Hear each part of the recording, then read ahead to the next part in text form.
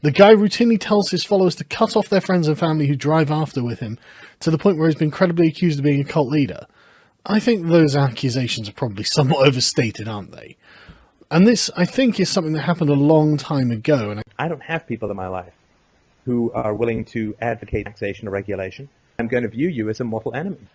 Once you were into the podcast, you eventually changed the conversation from a abstract political one to a more personal one. Your observation is very astute. Bait on the hook is, hey, let's talk philosophy, let's talk the state. People love to come along with that. And then, when they're on board and we're out of sight of land, and then I can say where we're really going.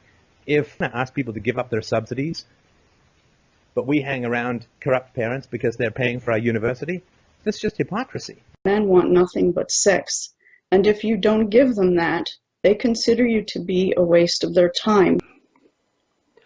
What was going on in your life when you were 6? He never physically attacked me, okay, but verbally. Your mother, has she apologized for who she chose to be your dad, or? No, she was a feminist. You still have a relationship with your parents?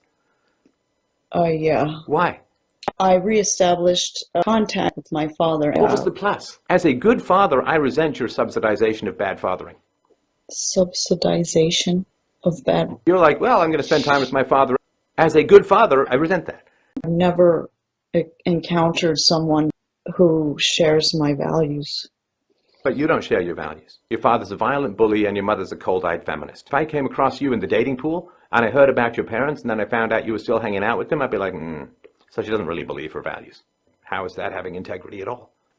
But if you met someone like me and I had no relationship with my parents, wouldn't you be equally skeptical? God, no, I incredibly admire you. That's where I'm afraid I'm going to have to leave things. Just wanted to put a slight addendum in. So, I want to explain it. Oh, I've forgiven them. Oh, I've forgotten. Oh, I've moved on. Now, that's the problem.